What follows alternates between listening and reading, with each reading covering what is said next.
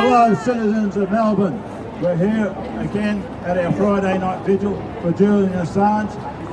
We believe that your Prime Minister, Anthony Albanese, could make the British government end its illegal imprisonment of Julian Assange today if he chose to do so. He knows that Britain, by imprisoning Julian Assange, who has broken no British law, is illegal. You cannot imprison a person in solitary confinement who has committed no crime. They are holding him in order to facilitate his extradition to the United States. Julian Assange is an Australian citizen. He is not a United States citizen. Yet the Australian citizen Julian Assange... Bring Assange home! Bring Assange home! Bring Assange home! ...indicted for espionage. By the United States logic, espionage is printing stories, printing articles which expose the war crimes of the United States in countries like Afghanistan, Iraq, Syria.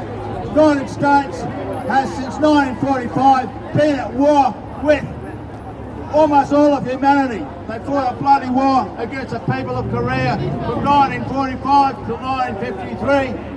Fought a bloody war against the people of Vietnam, Cambodia and Laos from the 60s to 1975.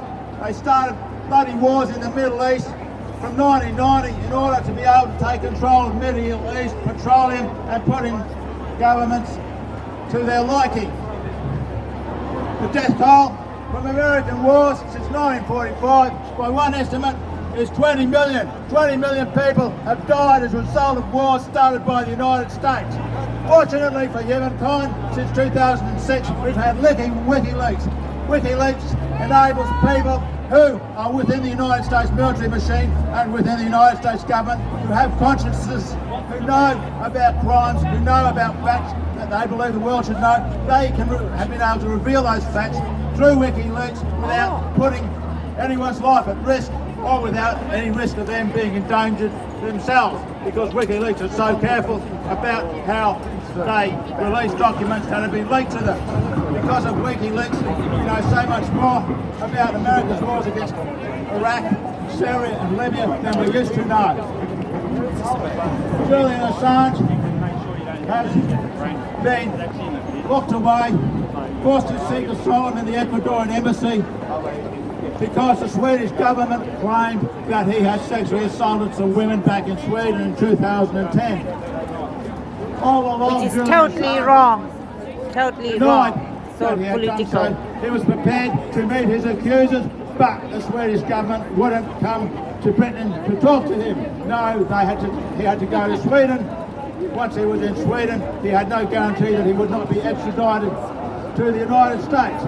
It is clear that the Swedish government was just acting as a cat's paw to the United States.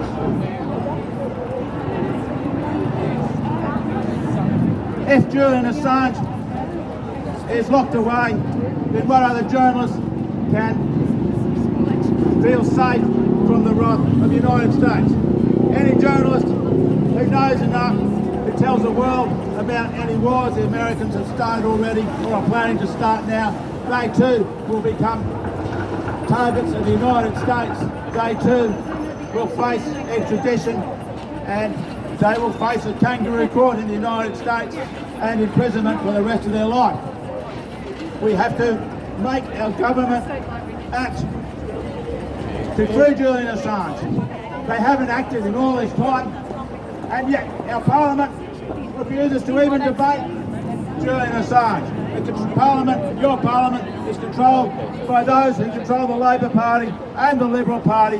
There are 30 members of the Parliamentary Julian Assange Support Group, but for all this time they have never been allowed to put a simple motion in support of Julian Assange.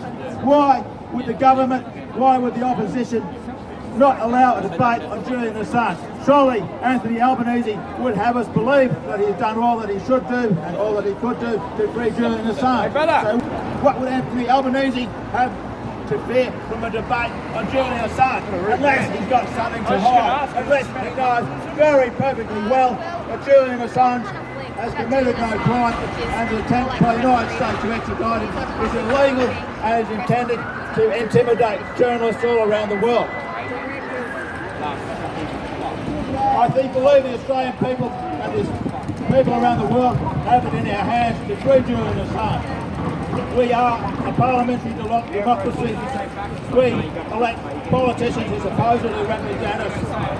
Those politicians who aren't standing up for Julian Assange on the floor of the Australian Parliament, in my view, do not deserve to represent you.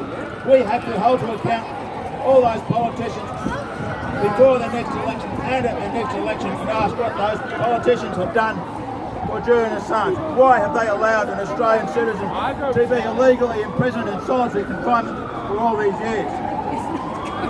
Thank you.